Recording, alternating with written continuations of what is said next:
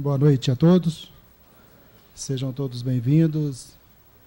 É uma alegria mesmo estar aqui nessa casa, esse ponto de luz da nossa cidade, que tem prestado um serviço de excelência para a comunidade, para todos nós, acolhendo toda semana o nosso coração, nos ofertando com conhecimento, esclarecimento, consolando as nossas dores. E realmente eu tenho uma dívida com essa casa. Num momento muito difícil, ela foi um bálsamo não só para mim, mas para minha família. Então a doutrina espírita, já me sinto endividado com ela. E espero que cada um também aqui encontre o remédio das suas dores, o esclarecimento da sua alma, para que possa fortalecer todos nós nessa jornada, porque afinal estamos caminhando juntos. Estamos caminhando juntos. E como diz o Francis, que possamos construir juntos fluidos benéficos a nosso favor, a favor de todos aqueles irmãos que aqui vêm, encarnados, desencarnados, procurando um remédio da sua alma, das suas dores, das suas aflições, e que nessa renovação de fluidos possamos todos nós sairmos daqui fortalecidos na fé, na coragem, no ânimo, e nesse convite constante de Jesus, que é de seguir em frente, continuar trabalhando com alegria.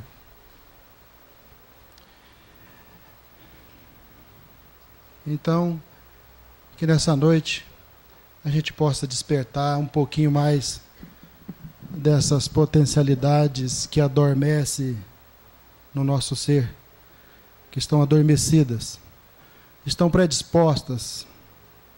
Quiçá a gente possa despertar algum elemento espiritual e que nos ajude a descortinar de vez um entendimento para que a gente possa superar as nossas próprias dificuldades, os nossos próprios problemas. E eu digo que nós estamos na melhor plataforma vibracional, na melhor plataforma de evolução do nosso espírito. A gente tem estudado aqui toda semana e não tem, de novo, eu digo que não tem. O que tem é uma repetição para a gente não esquecer. Porque a doutrina é isso, ela é um constante puxar de orelhas para a gente não cochilar. A gente já cochilou muito no passado, e agora a doutrina ela vem toda semana, ela dá um beliscão em nós. Então o que tem aqui é um companheiro amigo, numa palavra singela, que vem compartilhar com todos vocês, que tem as mesmas dificuldades, dores, imperfeições, né? E graças a Deus a doutrina chegou aonde chegou, porque aqui a gente não tem uma hierarquia, né? O que existe aqui é um voluntariado, uma expressão de amor de todos, que aqui compõe essa casa, né?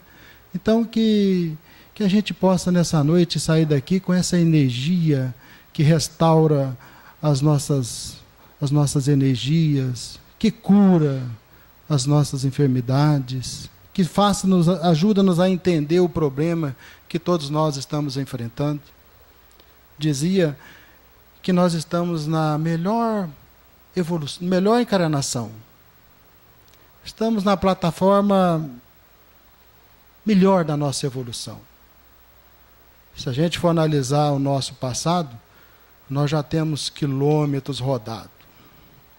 Já vencemos a fase do instinto, já temos sedimentado, solidificado em nós, já não precisamos parar para ficar observando os nossos movimentos.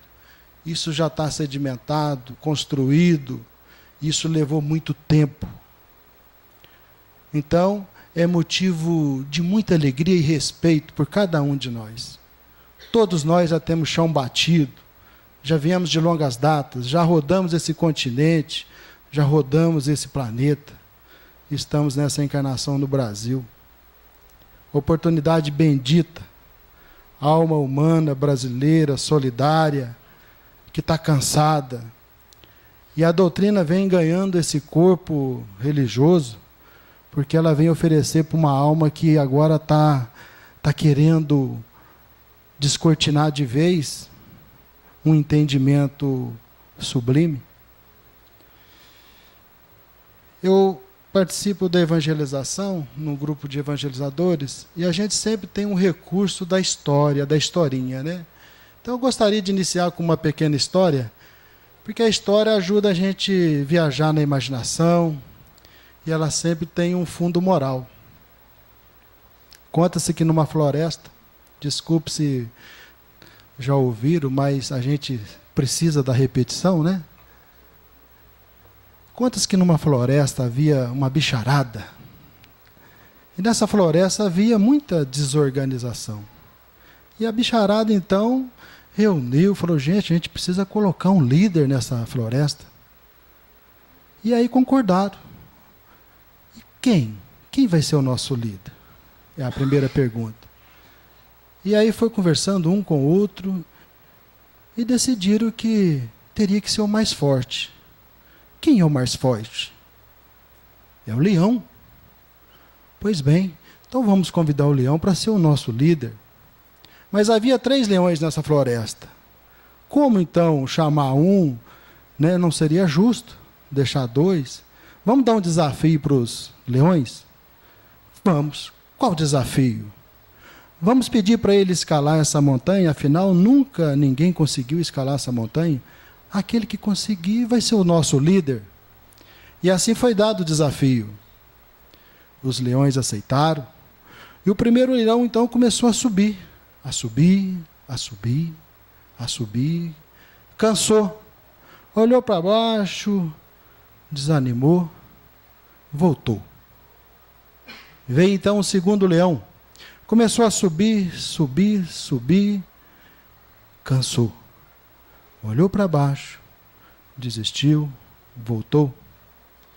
Portanto, enfim, o terceiro leão. O terceiro leão começou a subir, subir com toda a sua força. Subir, subir, mas também cansou. Voltou. E a bicharada, e aí então se reuniram e falaram, mas e agora? Voltamos a estaca zero? Como nós vamos fazer para decidir quem vai ser o líder? E a águia, que sobrevoava quando os leões subiam, pediu a palavra e disse, olha, eu acompanhei cada um deles. O primeiro leão subiu, subiu, mas dizia para si mesmo que ele estava cansado e ele ia desistir. O mesmo aconteceu com o segundo leão. Subiu, subiu, ficou cansado, exausto e desistiu. Mas tem uma coisa extraordinária com o terceiro leão. Ele subiu, subiu, subiu, cansou e disse para a montanha, montanha, hoje você me venceu. Por enquanto, ainda, hei de vencê-la. Voltou.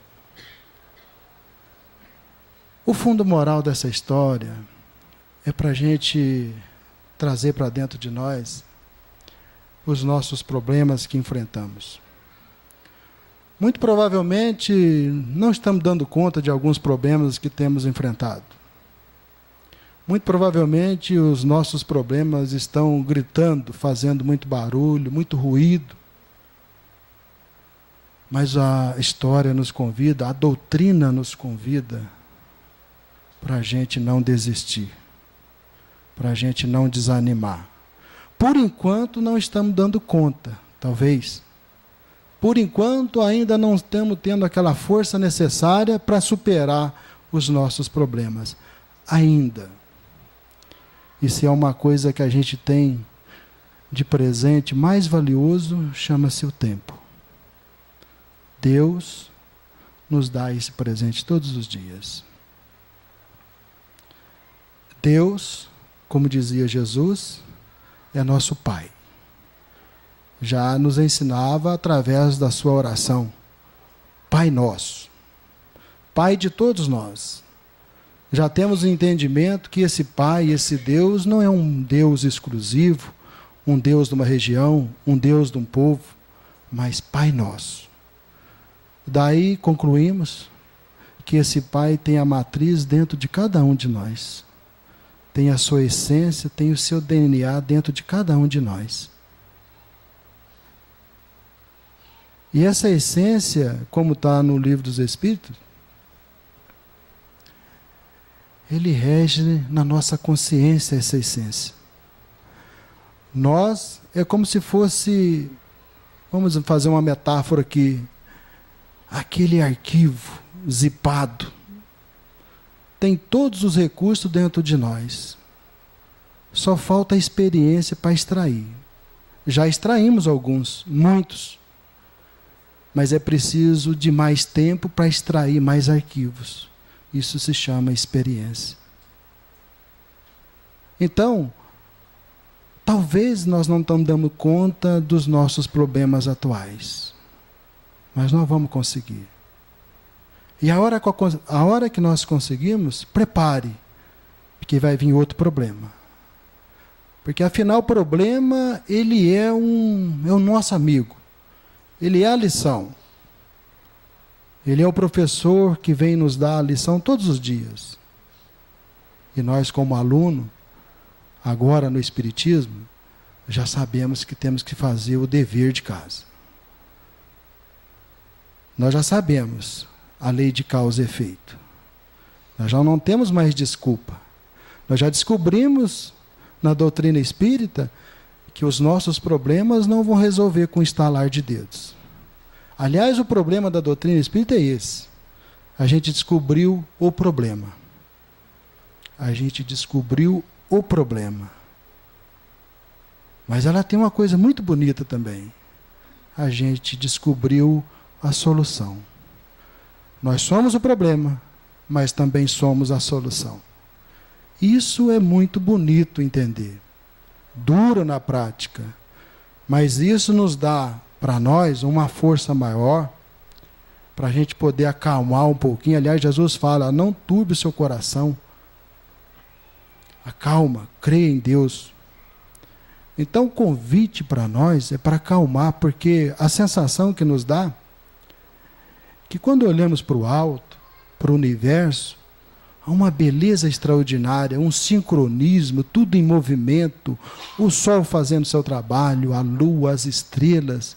Eu fico extasiado quando eu vejo uma noite estrelada.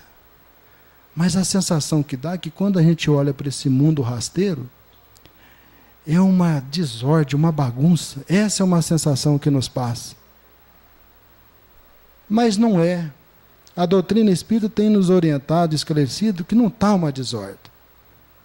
Acontece que é chegada a hora que nós já conquistamos uma inteligência tão avançada, e esse mau uso da inteligência tem causado tantos danos, tantas dores. Já vencemos os instintos, estamos a 200 por hora na inteligência, agora temos que entrar no campo da moral. A doutrina já nos alertou sobre esse terceiro momento. É um campo vasto ainda de trabalho. É um campo enorme de plantio, de paciência. Esse campo da transformação exige de nós uma constância. Por isso Jesus nos alerta, olha, vigia e ora. Porque é nessas horas que a gente consegue conectar com a espiritualidade amiga, os nossos benfeitores, para que a gente possa compreender os seus conselhos, frear um pouco desses nossos impulsos, dessas nossas vontades exacerbadas, né? Esses desejos que são o chicote da nossa vida. Então é chegado o momento que a doutrina espírita agora, ela vem falar para nós sobre uma resignação, mas com muito trabalho, com muito movimento. Porque agora que nós descobrimos que nós somos os diretores da nossa vida. Nós não temos mais aquela ideia de que Deus vai manifestar num lugar, que Deus vai manifestar através de um sacerdote. Deus vai manifestar em nós. Aonde houver uma dor, uma necessidade, Ele manifesta em nós. Já dizia a parábola do bom samaritano. Ele vai manifestar naquele que não tem nada a ver com religião. Mas vai manifestar aquele que está pronto com a sua boa vontade para servir, para doar. Esse é o convite da doutrina espírita. E a gente tem tido muita dificuldade ainda de entender esse convite de Jesus. Porque ainda trazemos aquela ideia do receber. A gente está muito pronto para receber. Como a gente gosta de receber. E a hora que a gente virar nossas mãos e começar a doar, nós vamos sentir uma coisa que não vai ter explicação. Como já dizia Paulo, né? Então Paulo foi um grande missionário e a doutrina espírita chega num momento tão bonito, porque ela também não vem destruir lei nenhuma do cristianismo. Ela veio ajudar a cumprir, ajudar a entender o que Jesus já dizia em parábolas, e agora de uma forma mais lúcida, mais transparente, a gente compreendeu os ensinamentos de Jesus, e a gente descobrir que essas leis já não estão mais na Bíblia, no Alcorão, na doutrina espírita.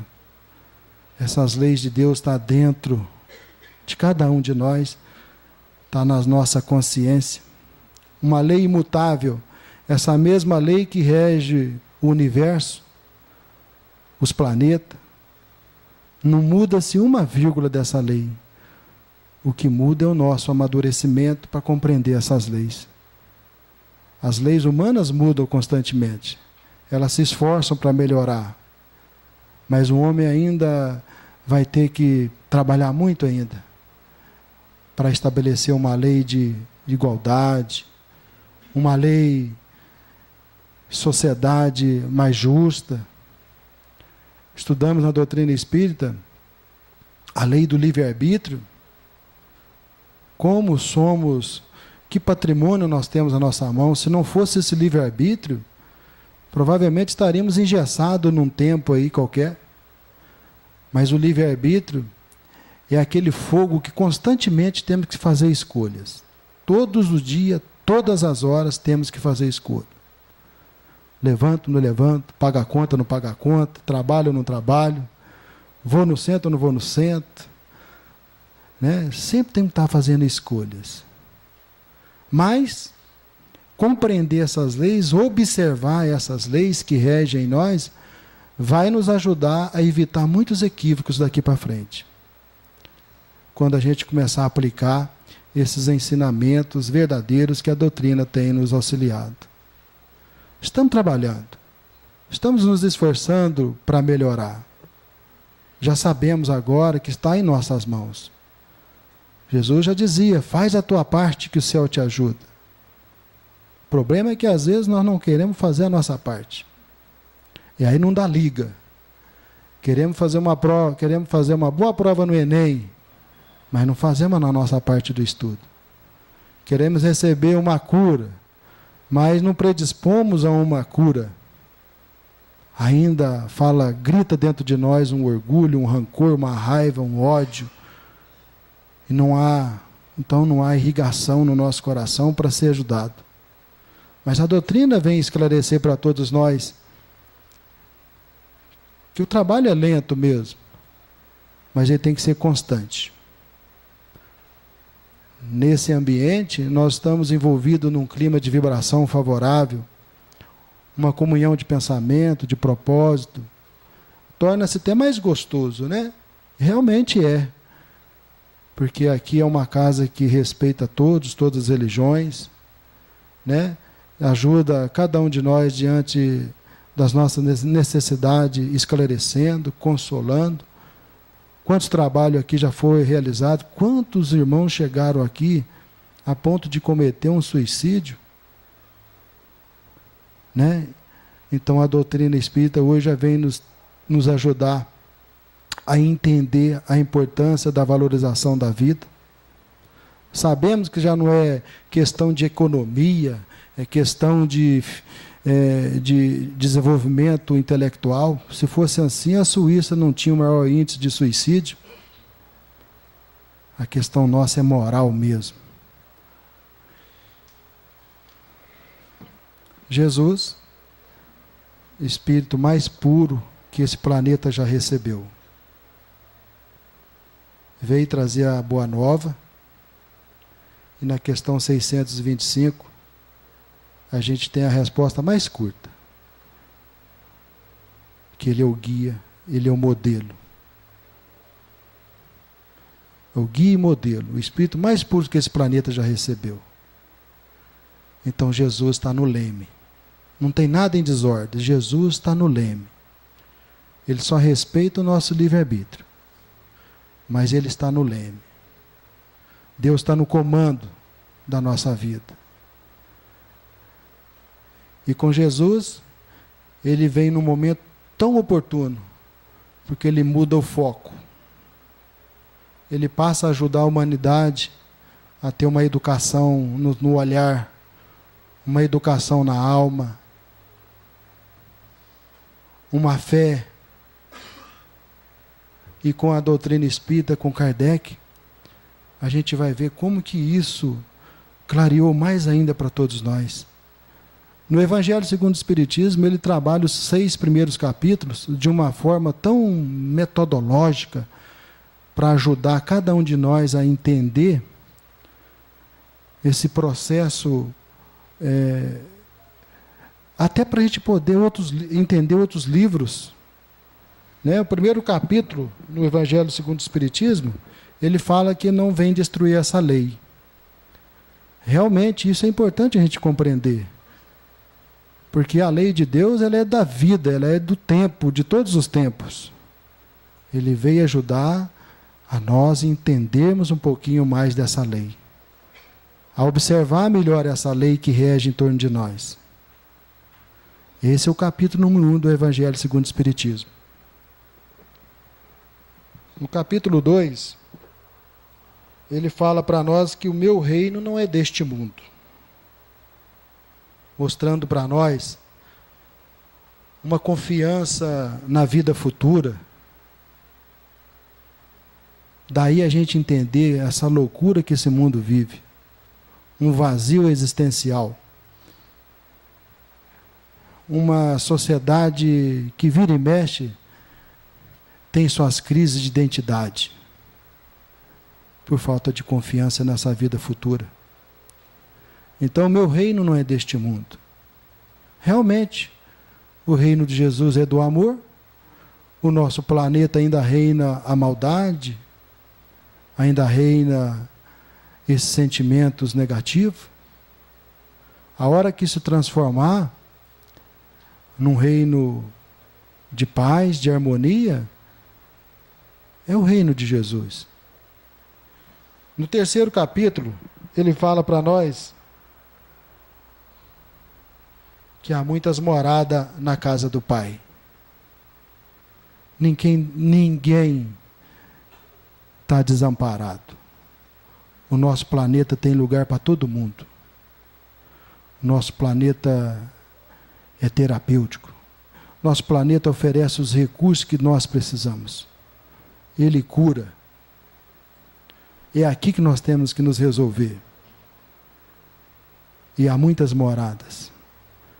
E aí ele apresenta uma classificação dos mundos inferiores, mundos superiores. Mas nós sabemos o mundo em qual pertencemos. Provas e expiações. É aqui que a coisa pega. Temos que expiar sim, porque através da nossa ignorância, a gente vem evoluindo de uma maneira meio que cega, cometendo as barbaridades. Momentos somos chamados a provas, e é nesse ir e vir.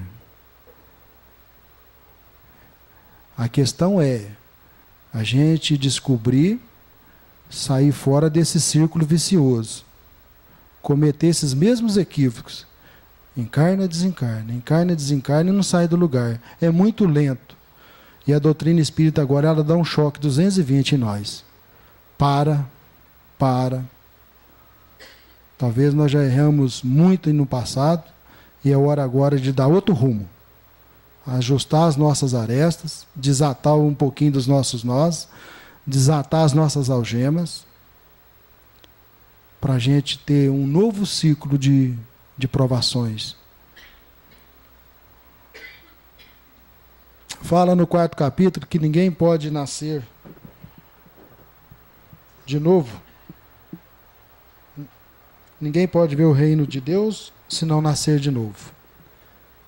Se não for pela reencarnação, como que nós vamos dar conta dessa evolução? E a reencarnação já sabemos que não é do espiritismo, ela é da vida, ela é de todos os tempos. Mas como? Olha quanto tempo perdido, não digo perdido, mas quanto tempo, né, até voltar nesse caminho, quanto tempo nós ficamos nos atalhos e até voltar nesse caminho, né, por causa desse entendimento. Ressurreição, reencarnação, com todo respeito a todas as religiões. Então a reencarnação é uma lei que vem nos ajudar a entender dessa importância, dessas oportunidades que temos de evolução. Se não fosse assim, como evoluir numa única existência?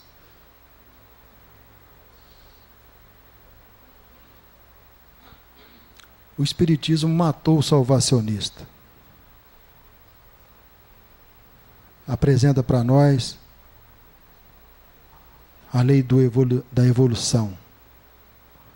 O Espiritismo matou a morte. Sabemos que não morremos. Morre-se o corpo, mas continua a vida no espírito. O Espiritismo tem uma tarefa gigantesca daqui para frente. Está no Evangelho. Matar o materialismo. Esse materialismo é o grande desafio para todos nós. É esse apego que nós desenvolvemos ao longo do tempo, mas agora é preciso destruir ele. Não o progresso, porque o progresso é da lei. O progresso é uma lei bonita. Graças a Deus, a riqueza tem feito coisas maravilhosas, trazido conforto, trazido melhorias, mas a questão é possuir sem ser possuído.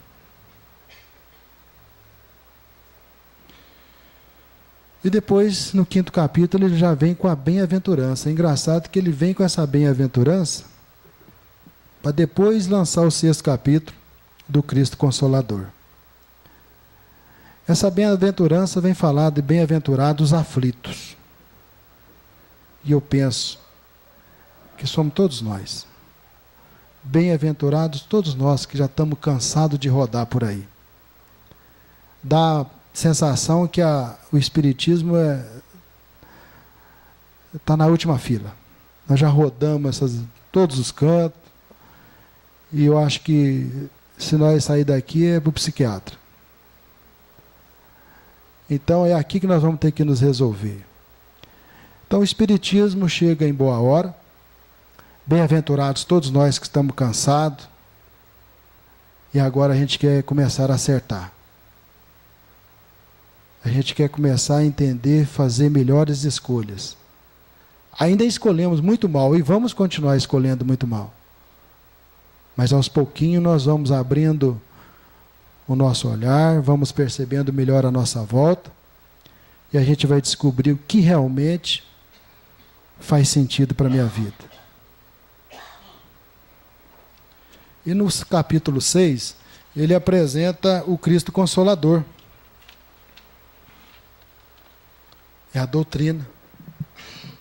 Se não for a doutrina para nos ajudar a entender o que Jesus falava, ainda ia se tornar muito difícil. É o que está acontecendo até hoje. Estamos esperando o Salvador. Estamos esperando. Né? No Cristo Consolador, ele apresenta todas as leis para nós aqui, para a gente observar. A importância da lei da reprodução, da conservação, da destruição, a lei de sociedade, liberdade, igualdade, adoração, a lei do amor, da justiça, da caridade. Eu penso que algumas dessas leis nós desenvolvemos muito na área dos instintos. Algumas estamos desenvolvendo agora, como o livre-arbítrio, como a lei de sociedade, a lei de progresso. Ela está meio que constante em nós nessa etapa do progresso intelectual. Mas penso também que lá no nosso superconsciente, aonde ainda não conseguimos desenvolver essa lei do amor, da justiça, dessa perfeição moral, eu penso que a gente já começa a ter alguns ensaios dessas noções superiores. O exercício nosso agora é linkar essa lei do amor, essa lei da perfeição, mas ainda um trabalho que precisa potencializar no nosso consciente. Para dar um pulo para o superconsciente, a gente precisa polarizar a nossa mente, o nosso coração, para a gente ter alguns rasgos de percepção, para poder sentir essa presença mais afetiva em nós, né? Então eu penso que desse momento daqui para frente, isso vai se dar quando realmente a gente começar a prestar atenção nas nossas fragilidades, nas nossas imperfeições, para a gente poder então começar a ativar esse link com essas noções superiores. E quais são essas fragilidades atuais que todos nós enfrentamos? Podemos listar aqui um monte, na área da sexualidade, na área da riqueza, do orgulho, da bebida, da maledicência. São fragilidades que todos nós enfrentamos. A questão agora é começar a trabalhar essas fragilidades. Como diz Kardec, observa suas más tendências e esforça para você melhorar. Na pergunta 909, Kardec pergunta: o homem poderia sempre vencer suas más tendências pelos seus esforços? Resposta: sim. Algumas vezes por fracos esforços. Então nós já temos condição, com muito pouco esforço, já superar muitas fragilidades. Talvez a questão aí é uma preguiça, é um comodismo, é fazer uma vista grossa, deixa para lá, deixa para depois. Então, com muito pouco esforço, a gente já consegue domar algumas más inclinações nossas. Mas se ainda não damos conta de muito, na questão 919, porque às vezes a gente fica esperando, né? Na próxima encarnação eu vou dar conta. Na questão 919, Kardec pergunta: qual é o meio prático e eficaz para melhorar nessa vida e resistir ao arrastamento do mal? Nessa mesma vida. E a resposta todos nós sabemos: conhece-te a ti mesmo. Já dizia Santo Agostinho, né? Ou seja, recomenda a ele: avalia o teu dia, faz uma avaliação das tuas atitudes, dos teus pensamentos, reveja, faz esse balanço, que nós vamos perceber que na maioria das vezes nós somos aí os construtores da nossa desarmonia. Né? Então, nessa mesma encarnação, a gente pode resistir a muitas más inclinações, conhecendo a nós mesmos. Então, reconhecendo as nossas fragilidades, aceitando elas, não vamos cair no perigo de julgar nós mesmos e muito mais o outro. Reconhecer é um grande passo. Aceitar é uma força. Não julgar já é uma virtude. Todos nós temos as nossas fragilidades. Jesus foi categórico: não julgues, para você não ser julgado. Talvez o que esteja caído na sarjeta tem muito mais paciência do que nós. Porque ele também já tem chão rodado. Não é isso? Mas uma das grandes dificuldades que enfrentamos é esse desejo que todos nós carregamos. É um desejo para todo lado. O que eu preciso fazer para dominar esse desejo? A gente estuda muito isso. Fred sempre tem nos ajudado a desenvolver um raciocínio. A gente tem uma dificuldade enorme de entender o nosso dever. Qual é o meu dever? O dever de pai, o dever de companheiro, o dever de profissional, o meu dever no social. Qual é o meu papel? Qual é o meu dever? O que eu preciso fazer perante o dever? Aí é a grande confusão. Que muito fácil a gente ter os desejos, né? Os interesses. Os nossos interesses é gritante. Ele vai correndo na frente. Ele já vai até calculando o que eu vou ganhar, o que eu vou levar. Como é que vai ser isso? Como a gente tem dificuldade de lidar com esses nossos desejos? Mas estamos trabalhando. Estamos trabalhando. No grupo mediúnico ao qual a gente pertence, a gente vê companheiros chegando, né? Os espíritos rancorosos, né? Ele vem falar das suas dores, porque ele não soube frear o seu desejo, matou por amor, vingou por amor, né? E agora chega aqui apresentando as suas dores, mostrando para nós, né, que nós trazemos um campo vibracional e a gente vai atraindo pessoas, atraindo lugares, e ali é que a gente vai ter que se resolver um com o outro, né? Então o desafio é esse, reconhecer as nossas fragilidades, desenvolver potencialidade nas nossas fragilidades. E o slogan da nossa doutrina apresenta: fora da caridade não há salvação. Que confusão, hein? Mas aí eles perguntam para Jesus, o Kardec pergunta para os espíritos, questão 886, qual o verdadeiro sentido da palavra caridade, conforme entendia Jesus? Já estudamos isso. E observe a resposta. Em primeiro lugar, benevolência para com todos. Eu fiquei prestando atenção nessa resposta porque ela tem uma simetria, né? Ela vem encadeada. Benevolência para com todos. Ou seja, faça o bem que você puder na sua vida. Faça o bem que você puder. Crie hábitos de fazer o bem. É dessa forma que a gente polariza o nosso espírito, fortalece o nosso espírito. Essa primeira fase é muito importante. Eu recordo aqui nessa casa, há alguns anos, quando iniciei, existia um trabalho da campanha do quilo, qual o França também já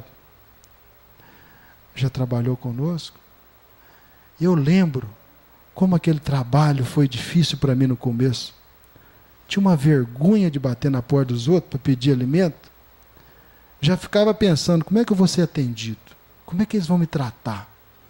Essa casa eu não vou, essa eu não vou. É aqui eu conheço. Né? E como que isso, depois de alguns anos, eu conseguia trabalhar com naturalidade, como isso foi bom para mim. Eu vejo os movimentos aqui de atendimento fraterno, atendimento à família, atendimento ao asilo, atendimento aos companheiros que enfrentam o problema da bebida, esse exercício do amor voluntário.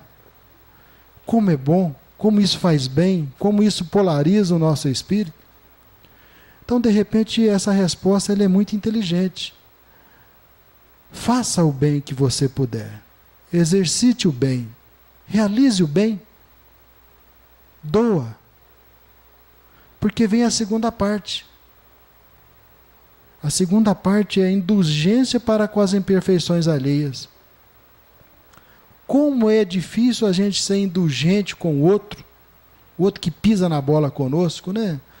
Como é difícil a gente compreender por que o outro pisou na bola, por que ele teve essa atitude, né? Mas se a gente polarizou no primeiro momento, a gente cria recursos para dar conta dessa indulgência.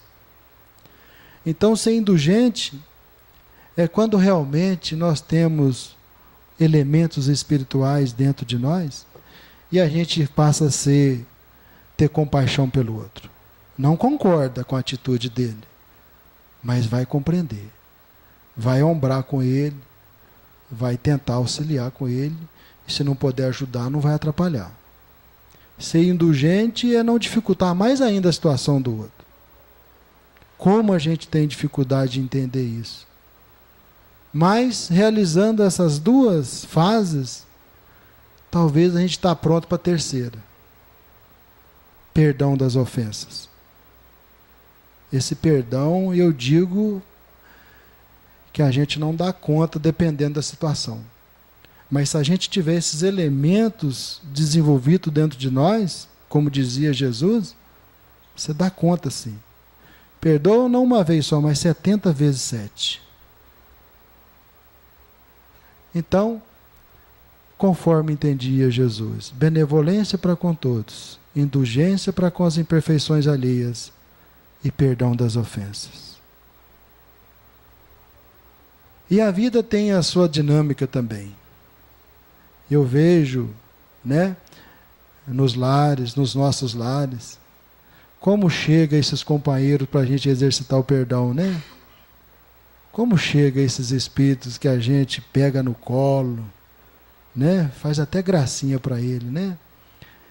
Como que Deus tem essa dinâmica, né, para ajudar cada um de nós.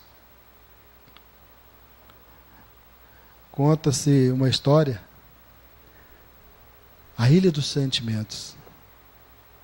Eu gosto de contar a história porque a história ela me ajuda. Nessa Ilha dos Sentimentos morava vários sentimentos. O sentimento do amor, o sentimento da alegria, o sentimento da tristeza, o sentimento da vaidade, o sentimento da riqueza, o sentimento do egoísmo. Mas um belo dia chegou a notícia que aquela ilha ia afundar, ia submergir. Então, o amor logo tornou-se preocupado e já começou a trabalhar, porque o amor tem disso, né? Ele já começa a trabalhar em favor do outro. Vai dali, vai do outro lado, avisa, vai um a um avisar que a ilha vai afundar. Presta o seu serviço solidário, a ponto de esquecer de si. Quando ele se dá conta, ele está sozinho.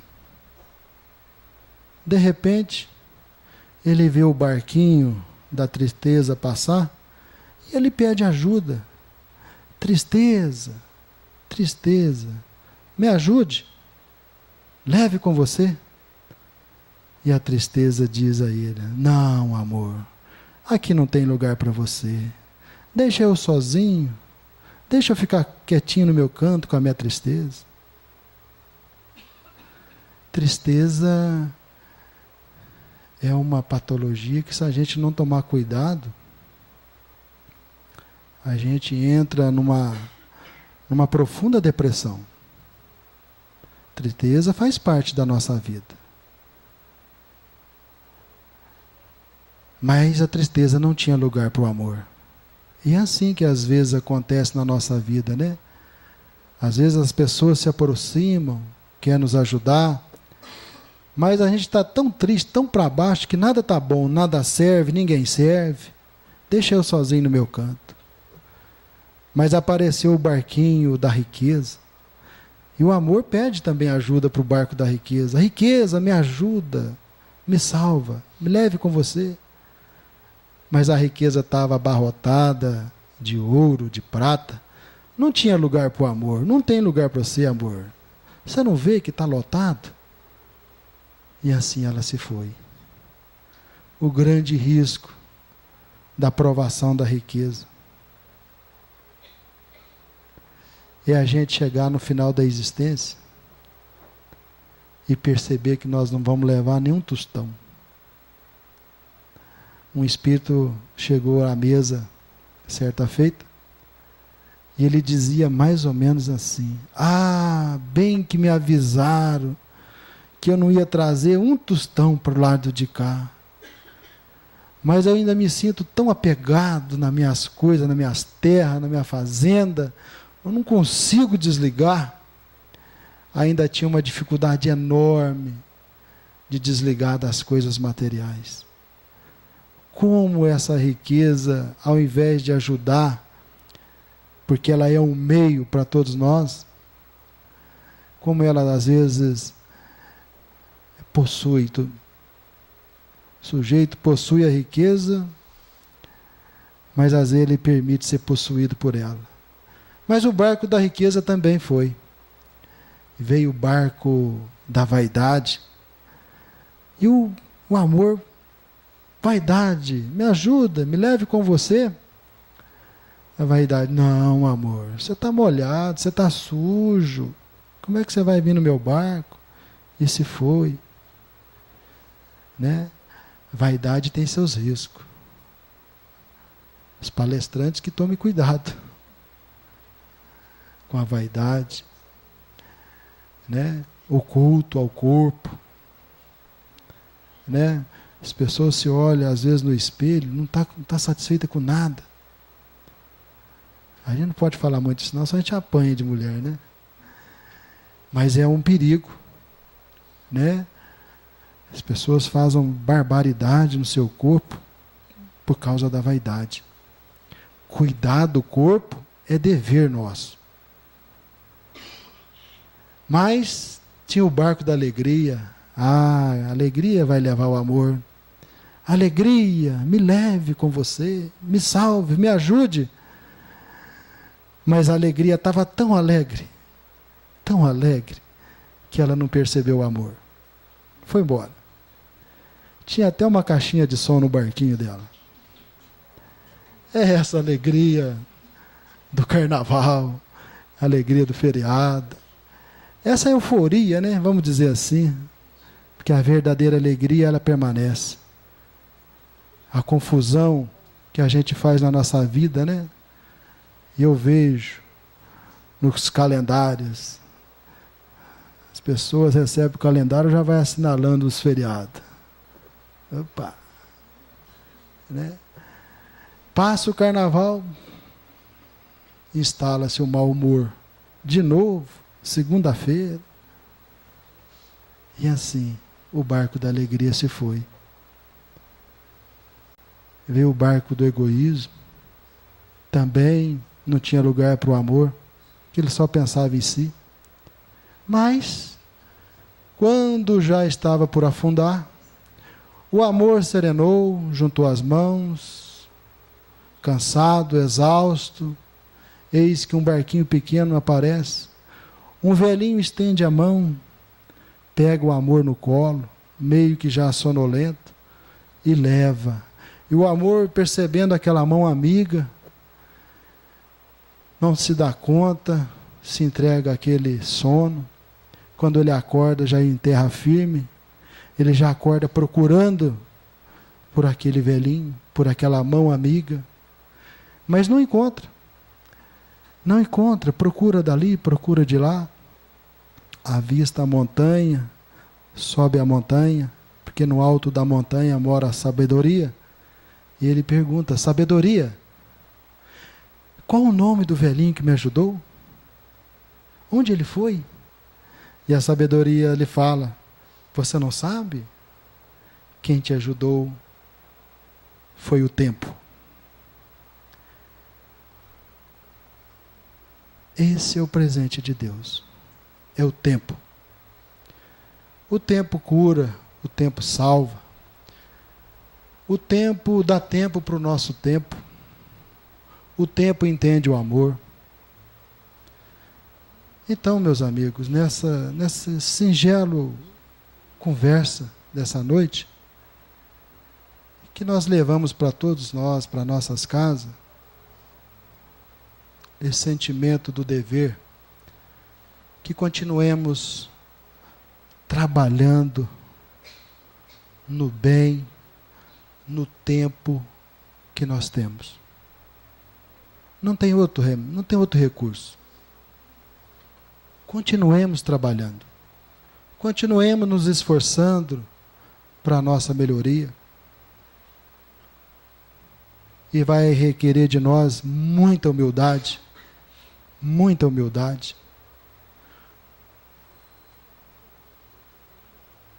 E esse é o sentimento que eu gostaria de compartilhar com vocês. A minha necessidade, provavelmente de muitos de nós. Vamos dar tempo para nós. Não vamos cobrar de nós algo que nós não dá conta, não. Mas vamos fazer o que Jesus recomendou. Trabalhe.